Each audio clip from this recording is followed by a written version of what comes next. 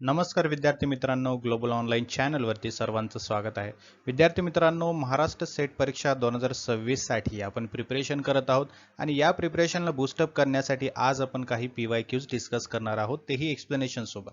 हे PYQs 23 जून 2019च्या परीक्षेमधले असणार आहेत आणि प्रत्येक युनिट वाईज आपण हे PYQs डिस्कस करणार आहोत. त्यामुळे सर्वांनी हा व्हिडिओ शेवटपर्यंत पाहायचा आहे, कारण एक एक प्रश्न याच्यामधला महत्त्वाचा आहे आणि प्रत्येक प्रश्न तुम्हाला येणाऱ्या एक्झामिनेशनमध्ये मार्क्स मिळवून देऊ शकतो.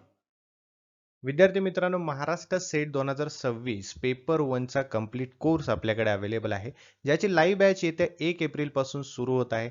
या कंप्लीट कोर्समध्ये तुमचा संपूर्ण सिलेबस लाईव्ह सेशन्समध्ये कव्हर केला जातो, जो की मराठी आणि इंग्लिश या कंबाईन लँग्वेजमध्ये इंटरॅक्टिव्ह सेशन्स असणार आहेत. बघा, लाईव्ह सेशनचा तुम्हाला फायदा असा होतो की तुम्हाला काहीही डाऊट असेल, काहीही मनामध्ये प्रश्न असतील, तर तुम्ही ते लाईव्ह विचारू शकता आणि लाईव्ह त्याचं सोल्युशन तुम्हाला मिळणार आहे. जर तुम्हाला लाईव्ह सेशन काही कारणास्तव अटेंड करता नाही आलं, तर रेकॉर्डेड सेशन पाहून तुम्ही ते कंप्लीट करू शकता. त्यासोबतच स्टडी मटेरियल जसे की topic wise MCQs, notes, mock test, MCQ सिरीजचं PDF या सर्व गोष्टी या लाईव्ह बॅचमध्ये तुम्हाला मिळणार आहेत. विद्यार्थी मित्रांनो, या नंबरवरती आजच व्हॉट्सअप मेसेज किंवा व्हॉट्सअप कॉल करून ही बॅच जॉईन करा आणि प्रिपरेशनला सुरुवात करा, किंवा ग्लोबल ऑनलाईनचं ॲप्लिकेशन डाउनलोड करा. ॲप्लिकेशनच्या थ्रू सुद्धा तुम्हाला ही बॅच जॉईन करता येईल. प्ले स्टोअरवरती जायचं आहे, ग्लोबल ऑनलाईन सर्च करायचं आहे. ॲप्लिकेशन डाउनलोड केल्यानंतर स्टोअर सेक्शनमध्ये जायचं आहे. स्टोअर सेक्शनमध्ये तुम्हाला एक सर्च बॉक्स दिसेल. सर्च बॉक्समध्ये महाराष्ट्र सेट 2026 पेपर 1 सर्च करा. त्यानंतर तुम्ही हा कोर्स जॉईन करू शकता. बघा, लवकरात लवकर जॉईन करा आणि प्रिपरेशनला सुरुवात करा. विमर्शी स्तरावरील अध्यापन reflective level teaching is levels of टीचिंगचा प्रश्न आहे. तर रिफ्लेक्टिव्ह लेवल ऑफ टीचिंग याचा अर्थ आहे शिक्षक केंद्रही नसते, तसेच विषय केंद्रही नसते. ते कोणतं केंद्र असतं? अध्ययनार्थी केंद्रीय असते. ठीक आहे, टीचर सेंटर्डही नाही आणि सब्जेक्ट सेंटरही नाही. तो लर्नर सेंटर आहे, जो शिकणार आहे त्याच्या उद्देशाने रिफ्लेक्टिव्ह लेवल चालतं. ठीक आहे. द ॲडल्ट लर्नर इज, बघा 23 जूनचा प्रश्न आहे 2019 मधला. प्रौढ अध्ययनार्थी कोण आहे? पीर मोटिवेटेड, सहाध्यायी प्रेरित असतो, सेल्फ मोटिवेटेड स्वयंप्रेरित असतो, फॅमिली मोटिवेटेड कुटुंब प्रेरित असतो, की सोसायटी मोटिवेटेड म्हणजे समाज प्रेरित असतो. ॲडल्ट लर्नर प्रौढ विचारलंय. ठीक आहे, प्रौढ व्यक्ती जो आहे तो जो लर्नर आहे तो ऑब्व्हियसली सेल्फ मोटिवेटेड असतो, स्वयंप्रेरित असतो. ठीक आहे, त्याला स्वतःला मोटिवेट करता येतं, स्वतः तो काही कार्य करण्यासाठी सक्षम असतो, है ना, स्वतः प्रॉब्लेम सॉल्व्ह करत असतो, त्यामुळे याला सेल्फ मोटिवेटेड म्हटलं जातं. MOOC massive open online course are, ठीक आहे, हे कसे आहेत? Flexible and open form of self directed online learning design for mass participatory, की ऑप्शन बी मोठ्या प्रमाणावरील मास सहभागासाठी आरेखित केलेले लवचिक आणि शिक्षण निर्देशित मुक्त स्वरूपाचे ऑनलाईन अध्ययन. ठीक आहे, मी तुम्हाला डायरेक्ट उत्तर सांगतो जास्त वेळ घेण्यापेक्षा. ऑप्शन ए बरोबर आहे, कारण यामध्ये मूकचा अर्थ काय आहे की हे सेल्फ डायरेक्टेड कोर्स आहे. सेल्फ डायरेक्टेड एक पद्धत आहे शिकण्याची, जी की ऑनलाईन लर्निंग पद्धत आहे, है ना. आणि ही कशासाठी केलेली आहे? तर एकाच वेळेला भरपूर लोकांपर्यंत पोहोचता यावं, है ना, भरपूर लोकांना शिक्षण देता यावं या हेतूने सुरू केलेलं आहे. त्यामुळे ऑप्शन ए हे एक्झॅक्टली बरोबर येतं. ठीक आहे, हे टीचर सेंटर नाहीये, त्यामुळे हे बी ऑप्शन जो आहे तो चुकतो आहे. हा लर्नर सेंटर असल्यामुळे बी ऑप्शन चुकतो आहे. ठीक आहे, ऑफलाईन लर्निंग नाहीये, हे ऑनलाईन लर्निंग आहे, त्यामुळे ऑप्शन सी सुद्धा चुकतं. राईट, आणि डी मध्ये सुद्धा ऑफलाईन लर्निंग लिहिलेलं आहे, त्यामुळे हे सुद्धा चुकतं. ऑप्शन ए आपलं बरोबर येतं. अध्यापनाच्या आधुनिक सहाय्यभूत प्रणालीमध्ये डॉट डॉटचा समावेश होतो. Smart board, green board, chart की मॅप्स, है ना. मॉडर्न टीचिंग सपोर्ट सिस्टीम म्हटलं तर त्याच्यात ग्रीन बोर्ड असेल का? ग्रीन बोर्डवर सुद्धा चॉकच लागतो, है ना. चार्ट, मॅप्स, है ना, हे कसे आहेत? हे सुद्धा मॉडर्नच आहेत. मॉडर्न नाही म्हणता येणार आहेत ना, याला सपोर्ट सिस्टीमच म्हणता येणार, एक साधी support system. But smart board जर म्हटलं तर तो जास्त रिलेव्हंट आहे, ज्यामध्ये टच चालतं, व्हिडिओज वगैरे ना, त्याला स्मार्ट बोर्ड म्हटलं जातं. ठीक आहे, ए ऑप्शन बरोबर आहे. मॉडर्न टीचिंग सपोर्ट सिस्टीम म्हटलं तर स्मार्ट बोर्ड करेक्ट होतं. पुढे, अंतर्गत मूल्यमापनाला खालीलपैकी काय लागू पडत नाही? अध्यापन आणि मूल्यमापन यांचे एकात्मीकरण, कौशल्य आणि क्षमता यांची तपासणी, समयकालिका आणि निरंतर, की केवळ संपादन चाचण्यांचा उपयोग. है ना, मूल्यमापनामध्ये इव्हॅल्युएशन मध्ये इंटरनल असेसमेंट मध्ये ऍक्च्युली है ना काय ऍप्लिकेबल नाही असं विचारले तर यामध्ये option D use of only achievement test, केवळ संपादन चाचण्याचा उपयोग करणं हे नाही लागू होत. ठीक आहे, बाकीचे सर्व गोष्टी ज्या आहेत स्किल ॲबिलिटी टेस्ट करणं, कंटिन्युअस पिरियडिकली चेक करणं है ना, इंटिग्रेशन टीचिंग आणि इव्हॅल्युएशन करणं हे गरजेचं आहे. 23 जून 2019 चे प्रश्न आपण बघतोय. If one variable is measured on nominal scale and other variable is measured on interval scale, जर एक व्हेरिएबल नाममात्र स्केलवर मोजले आणि दुसरे व्हेरिएबल इंटरवल स्केलवर मोजले गेले तर योग्य संशोधन पद्धत कोणती असेल? एक्सपेरिमेंटल, केस स्टडी, क्रॉस सेक्शनल की कोरिलेशनल? ओके, एक्झाम मध्ये तर ऑप्शन ए दिला होता, बट ऍक्च्युली याचा राईट आन्सर डी असायला पाहिजे. कारण जेव्हा व्हेरिएबल म्हणजे नॉमिनल स्केलवर मोजला जातो, जसं की लिंग असेल, पुरुष स्त्री, है ना, म्हणजे नॉमिनल स्केलमध्ये काय होतं, एका गोष्टीला आपण दोन कॅटेगरीमध्ये डिवाइड करत असतो. जसं की लिंग असेल तर त्याला पुरुष आणि स्त्री या दोन गोष्टीमध्ये, आणि दुसरा जो आहे तो इंटरवल स्केलवर मोजला जातो, राईट. जसं की तापमान असेल, बरोबर, तेव्हा त्यांच्यामधलं रिलेशन आहे ते आपण काय करत असतो, तपासत असतो. मग इंटरवल स्केल आणि व्हेरिएबल स्केल याच्यामधलं जर संबंध तपासायचा असेल तर त्याला कोरिलेशनल मेथड मध्येच करावं लागतं. आता कोरिलेशनल मेथड जी आहे हे दोन व्हेरिएबल मध्ये यांचं रिलेशन पाहत असतं, है ना, आणि ते रिलेशन मोजण्याची पद्धत आहे कोरिलेशनल मेथड. आलं लक्षात? त्यामुळे ऑप्शन डी हे जास्त करेक्ट असायला पाहिजे, ए नाही. पुढचा प्रश्न, खालीलपैकी कोणते चांगल्या गृहीतकाचे वैशिष्ट्य नाही विचारले? चाचणी क्षमता, वस्तुनिष्ठता, गुंतागुंत की संकल्पनात्मक स्पष्टता? है ना, तर याचा राईट आन्सर आहे गुंतागुंत, म्हणजे कॉम्प्लेक्सिटी ज्याला आपण म्हणतो, राईट. गुड हायपोथेसिस म्हटलं की त्याच्यामध्ये तर्क आला, है ना, किंवा गृहीतक जो स्पष्टपणे तपासता येणार असेल, वस्तुनिष्ठ असेल आणि योग्य कन्सेप्टवर आधारित असेल, बरोबर ना. त्यामुळेच गुंतागुंत हे नाही असं सांगितलेलं आहे, वैशिष्ट्य नाही. ठीक आहे, पुढे बघा.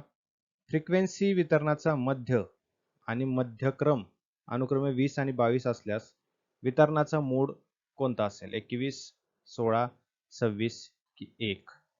तर याचा असेल 26. Dialogue method of discovering the truth was given by plateau, Socrates, Froebel की हर्बर्ट? सत्य शोधण्याची संवाद पद्धत कोणी दिलेली आहे? प्लॅटो, सोक्रेटिस, फ्रोबेल की हर्बर्ट? हा, तर हे दिलेले आहे ऑप्शन बी, सोक्रेटिसने. अलग लक्षात.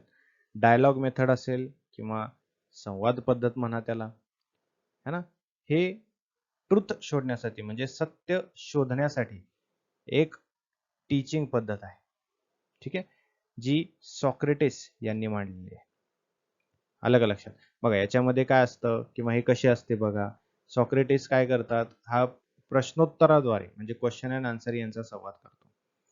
विद्यार्थी है ना असतील तर सतत प्रश्न विचारून त्याच्याकडून योग्य उत्तर शोधून घेणे हे त्यांची पद्धतीचे वैशिष्ट्य आहे. ठीक आहे, सॉक्रेटिक मेथड असे सुद्धा याला म्हटलं जातं, राईट. यामध्ये शिक्षक कोणतेही थेट उत्तर देत नाही पण विचारांना चालना देत असतात. त्यामुळे ऑप्शन बी आपलं बरोबर आहे. पुढचा प्रश्न, using someone else research without due acknowledgement is called. योग्य पोचपावतीशिवाय दुसऱ्याचे संशोधन वापरणे याला काय म्हटलं जातं? तर सरळ सरळ उत्तर आहे याला प्लॅजरिझम म्हटलं जातं. ठीक आहे, कॉपीराइट वेगळा आहे, पेटंट वेगळा आहे, पब्लिकेशन हा याचा सुद्धा कन्सेप्ट वेगळा आहे. प्लॅजरिझम हा टोटली त्याच्याशी रिलेटेड आहे ज्यामध्ये कॉपी पकडली जाऊ शकते. आलं लक्षात? त्याला प्लॅजरिझम म्हणतात. So this is the first question in front of you. You can see on your screen. काय म्हणतो पहिला प्रश्न? पहिला प्रश्न सांगतो की तुम्हाला traffic signal are examples of dot dot dot communication. ठीक आहे, ट्रॅफिक सिग्नल तुम्ही पाहता रोडवरती, रेड, येल्लो, ग्रीन, है ना. सो ते जे ट्रॅफिक सिग्नल आहे ते ट्रॅफिक सिग्नल आपल्याला काहीतरी डायरेक्शन देतो, है ना, किंवा आपल्याला काहीतरी मेसेज देतं. जेव्हा रेड सिग्नल असतं तेव्हा थांबायचं, येलो सिग्नल असतं तेव्हा अलर्ट राहायचं, आणि ग्रीन सिग्नल असतं तेव्हा यू कॅन गो, है ना, यू कॅन मूव्ह फॉरवर्ड. बरोबर. सो हे आपल्याला काहीतरी संदेश देतोय, कम्युनिकेट करतोय काहीतरी. हे कम्युनिकेशन जे आहे आपल्यामध्ये आणि ट्रॅफिक सिग्नलमध्ये, हे कुठल्या प्रकारचं कम्युनिकेशन आहे? हे मास कम्युनिकेशन आहे, हे नॉन वर्बल कम्युनिकेशन आहे, वर्बल कम्युनिकेशन आहे, की वन टू मेनी आहे? ठीक आहे. एव्हरीवन आन्सर द्यायला पाहिजे कमेंट बॉक्समध्ये. या ठिकाणी तुमचा काउंटडाऊन जो आहे तो स्टार्ट झालेला आहे. Okay. Within these seconds you have to answer in a comment box, and the right answer is option B. ते कुठला आहे? ते नॉन वर्बल कम्युनिकेशन आहे. मास कम्युनिकेशन असेल, वर्बल, वन टू मेनी किंवा नॉन वर्बल सुद्धा, हे सर्व आपण वन बाय वन बघूया, म्हणजे आपल्याला कळेल की why non verbal communication is the correct answer. According to doctor Dale, communication means what ना. आता यामध्ये ऍक्च्युअल आन्सर वेगळा आहे आणि आन्सर की मध्ये याचा आन्सर वेगळा दिलेला आहे. ठीक आहे. सो यामध्ये डेवलच्या अकॉर्डिंग कम्युनिकेशन काय आहे? शेअरिंग ऑफ आयडियाज आहे, शेअरिंग ऑफ एक्सपिरियन्स आहे, परसेप्शन आहे, की शेअरिंग ऑफ इमोशन्स आहे, है ना. Countdown you can see in the right corner, है ना. टॉप साईडला राईट कॉर्नरला तुम्ही काउंटडाऊन पाहू शकता, आणि कमेंट बॉक्समध्ये तुम्ही आन्सर करू शकता. ठीक आहे. So which one of the following options is the correct and appropriate answer of the question? What is the question? Doctor डेवलच्या मते संप्रेषण म्हणजे काय आहे? संवाद म्हणजे काय आहे? ओके. मग ते विचारांची देवाणघेवाण आहे, अनुभवांचं देवाणघेवाण आहे, धारणा म्हणजे परसेप्शन आहे, की इमोशन्सचे देवाणघेवाण आहे, भावनांची देवाणघेवाण? ठीक आहे. So without taking much time, let's discuss the answer. Answer is option B. B is the correct answer. But according to the answer key examination nusar, perception is the correct answer. Next question is, customers coming to mall and sharing some common interest, है ना? And group based activities are steadily increasing. This is the example of what group? ठीक है. Open group, close group, peer to peer और हेरार्कियल.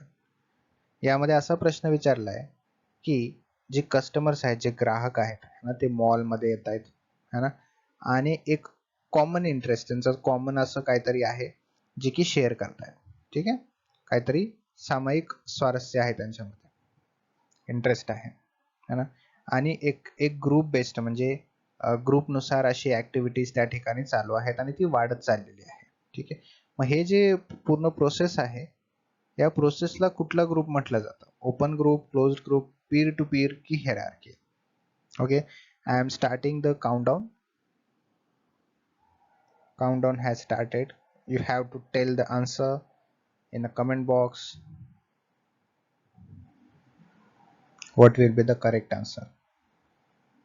Closed or open, peer to peer or hierarchical? Correct answer is what? Peer to peer.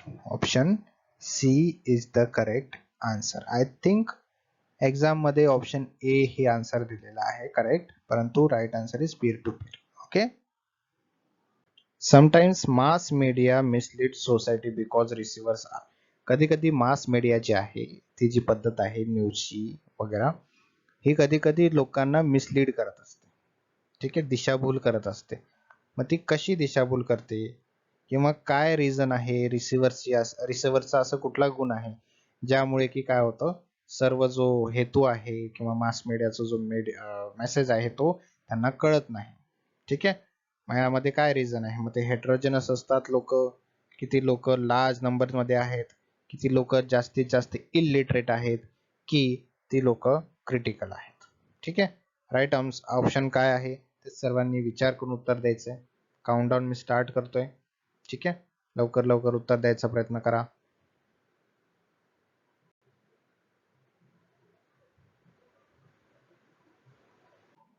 Let's discuss the last question of this session.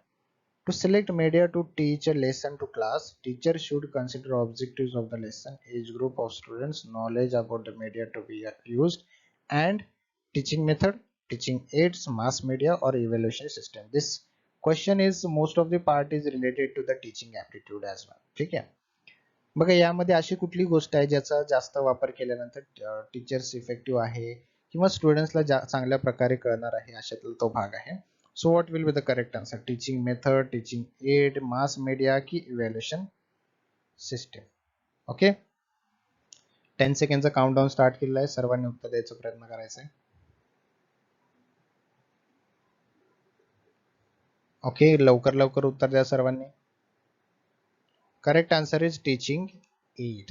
Teaching add, I hope you must be knowing teaching add, है ना. Teaching add काय आहे? जे props किंवा ज्या गोष्टी आपण use करत असतो to teach while teaching, that is map असेल, प्रोजेक्टर असेल, these are the teaching aids. Okay, आलं लक्षात सर्वांच्या? ओके. हा 23 जून 2019चा प्रश्न आहे. Which of the following is the correct full form of IPTV? आयपीटीव्हीचं फुल फॉर्म काय ते विचारले आपल्याला. ठीक आहे. इंटरनॅशनल अँड पॉलिटिकल टेलिव्हिजन आहे का, की इंटरनेट प्रोलिफरेशन टेलिव्हिजन आहे, की इंटर प्रोव्हिजनल टेलिव्हिजन आहे, की इंटरनेट प्रोटोकॉल टेलिव्हिजन आहे? आयपीटीव्ही म्हणजे इंटरनेट प्रोटोकॉल टेलिव्हिजन, ज्या ठिकाणी टेलिव्हिजन कंटेंट जो आहे आपला, है ना, टेलिव्हिजनचा जो कंटेंट असतो, बरोबर, तो कंटेंट इंटरनेटवरती, है ना, तो कंटेंट इंटरनेट प्रोटोकॉल वरती किंवा इंटरनेट प्रोटोकॉल नेटवर्क वरती जेव्हा डिलिव्हर केला जातो त्याला म्हटलं जातं आयपीटीव्ही. आलं समजलं? बघा, जे आपले ट्रेडिशनल जे गोष्टी आहेत, है ना, जसे की सॅटेलाइट पद्धतीने, केबल पद्धतीने टेलिव्हिजन जे दर्शवले जातात, त्याच्या हे टोटली विरुद्ध हे इंटरनेट पद्धतीने टेलिव्हिजन प्रसारित करतात. ठीक आहे. पुढचा प्रश्न. The world's first computer ENIAC, first generation computer होता ना एनिॲक, तो कोणत्या वर्षी डेव्हलप केला गेला होता? 1945, 40, 55 की 60? है ना, सोपा प्रश्न आहे. 1945 ला हे एनिॲक कॉम्प्युटर जे आहे ते डेव्हलप केलं गेलं होतं. हे फर्स्ट जनरेशन कॉम्प्युटर आहे. ठीक आहे, फर्स्ट जनरेशन मधलं फर्स्ट कॉम्प्युटर आहे, राईट. जे प्रेस्पर, बघा मी नाव लिहितो इथं, जे प्रेस्पर, ठीक आहे, एकर्ट आणि जॉन मॉकले, जॉन मॉकले यांनी हे कॉम्प्युटर जे आहे एनिॲक कॉम्प्युटर, है ना, सुरू केलं होतं, बिल्ड केलं होतं 1943 ते 1945 या सालाच्या दरम्यान. फर्स्ट जनरेशन फर्स्ट कॉम्प्युटर, जे प्रेस्पर एकर्ट आणि जॉन मॉकले. पुढील प्रश्न. Which communication service has been recently closed in India? ठीक आहे, त्यावेळेस प्रश्न विचारला होता 23 जून 2019च्या परीक्षेमध्ये, की कोणती संपर्क सेवा भारतात नुकतीच बंद झालेली आहे? मग ते पोस्टल सर्व्हिस आहे, लँडलाईन आहे, टेलिग्राम आहे की फॅक्स आहे? है ना, नुकतीच बंद झालेली जी आहे ती टेलिग्राम होते. समजते का? जवळपास 160 वर्ष, 160 इयर्स, है ना, त्याच्यापेक्षा जास्त इंडियामध्ये टेलिग्राम चालू होतं. ते बंद झालं, ती सर्व्हिस बंद झाली, कारण स्मार्टफोन्स, मोबाईल फोन्स, है ना, इंटरनेटच्या जमान्यामध्ये टेलिग्राम आता कमी कार्यरत होता, त्यामुळे 160 वर्ष तब्बल चालून ही टेलिग्राम बंद करावं लागलं. ठीक आहे. बघा, टेलिग्राफ जे आहे, टेलिग्राफ सर्व्हिस जे आहे ते एका डिस्ट्रिक्ट, एका जिल्ह्यामध्ये चालू केलं गेलं होतं जवळपास 1858 या साली. ठीक आहे, 1858 या साली हे चालू केलं होतं, है ना, कलकत्ता अँड डायमंड हार्बर, मी ते लिहितो.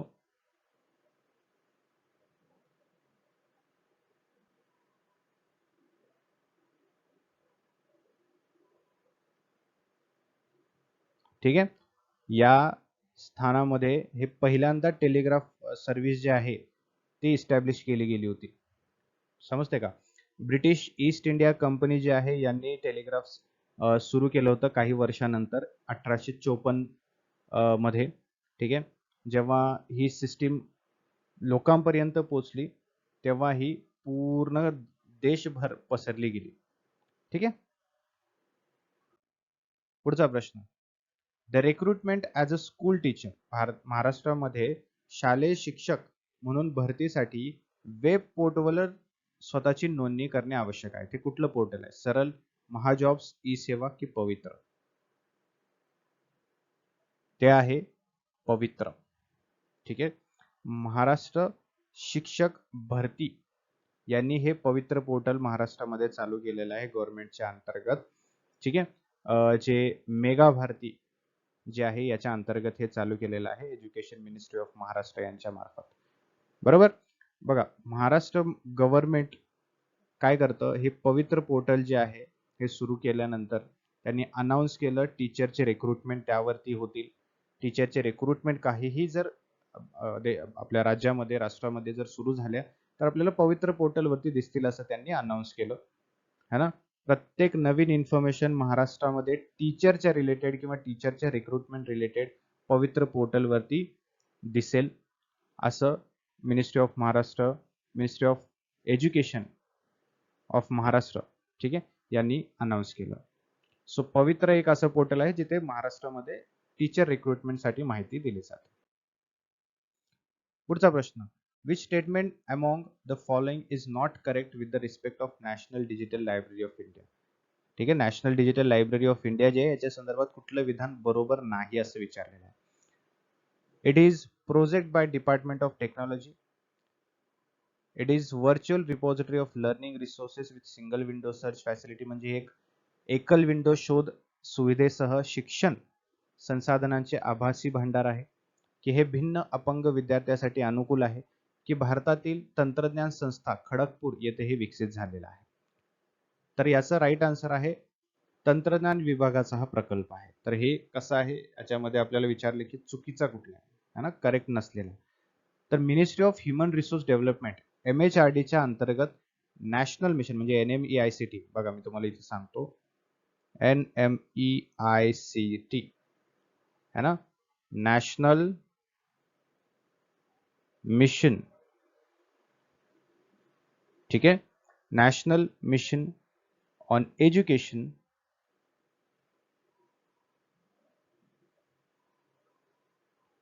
Right, NME through information and communication technology through ICT लिहितो म्हणजे तुम्हाला कळेल है ना. ICT सर्वांना माहिती आहे. हे आहे NMEICT. तर याच्या अंतर्गत हे नॅशनल डिजिटल लायब्ररी जी आहे ते चालू करण्यात आलं होतं. ठीक आहे. यांनी NDL चं इनिशिएटिव्ह घेतलं होतं राईट. यामध्ये जे काही गोष्टी आहेत याचं फ्रेमवर्क असेल, व्हर्च्युअल रिपॉझिटरी असेल, लर्निंग रिसोर्सेस असतील, या सर्व गोष्टी याच्या अंतर्गतच केले जातात. ठीक आहे. आणि यामध्ये संशोधक आणि आयुष्यभर शिकणारे सर्व विषय, सर्व लोकप्रिय प्रकारची ऍक्सेस उपकरणे, ठीक आहे, आणि भिन्न अपंग शिकणाऱ्यांसह सर्व शैक्षणिक स्तरावरती आणि त्या स्तरासाठी समर्थन प्रदान करण्यासाठी हे डिझाईन केलं गेलं होतं NDL, नॅशनल डिजिटल लायब्ररी. ठीक आहे. It is a project by department of technology, हे चुकीचं आहे. It is a project under ministry of human resource development under NMEICT, हे बरोबर आहे. ठीक आहे. 23 जून 2019 च्या एक्झामिनेशनचा प्रश्न आहे, convention on ozone depletion substances is also non as. Ozone कमी करणाऱ्या पदार्थावरील अधिवेशन जो आहे या नावानेही ओळखला जातो. Basel convention, Montreal protocol, Ramsar convention की कॉन्फरन्स ऑफ पार्टीज? तर याचा राईट आन्सर आहे ऑप्शन बी, मॉन्ट्रियल प्रोटोकॉल. ठीक आहे. मॉन्ट्रियल प्रोटोकॉल ही इंटरनॅशनल ट्रीटी आहे जी की ओझोन लेअरला जे फेज आउट करणारे, ओझोन लेअरला डिप्लेट करणारे जे काही फॅक्टर्स आहेत त्या फॅक्टर्सचं इमिशन कसं कमी करता येईल यासाठी हे मॉन्ट्रियल प्रोटोकॉल सुरू करण्यात आलं होतं. ठीक आहे. इट वॉज ॲग्रीड म्हणजेच हे 1989 साली 1 जानेवारी 1989 साली हे अंमलात आलं. त्याआधी 16 सप्टेंबर 1987 मध्ये हे सुरू करण्यात आलं. तर याला मान्यता जी दिलेली आहे, बघा मी ते लिहितो, याला जी मान्यता दिलेली आहे ती केव्हा दिलेली आहे? 16 सप्टेंबर 1987. आणि हे अंमलात कधी आलेलं आहे? हे आलेलं आहे 1 जानेवारी 1989. ठीक आहे, हे दोन्ही डेट लक्षात ठेवा. पुढचा प्रश्न, unit use to measure noise level, आवाज पातळी मोजण्यासाठी वापरले जाणारे एकक कुठले आहे? जूल, पीपीएम, बीट की डीबी? ठीक आहे, तर हे कुठलं आहे? हे ऑब्विसली आहे डीबी. डीबी म्हणजे काय? डेसिबल ज्याला म्हणतो आपण. त्या डेसिबल मध्ये आपण काय करतो? साऊंडची इंटेन्सिटी किती आहे, तीव्रता किती आहे हे मोजण्याचं काम करतो. ठीक आहे, सो ऑप्शन 4 आपला बरोबर आहे.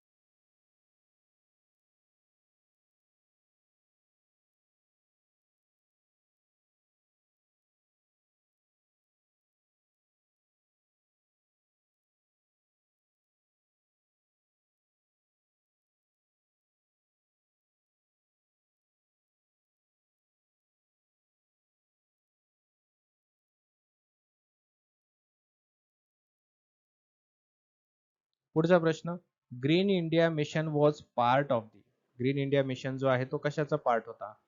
Millennium development goal, river action plan, Swachh Bharat Abhiyan की national action plan for climate change?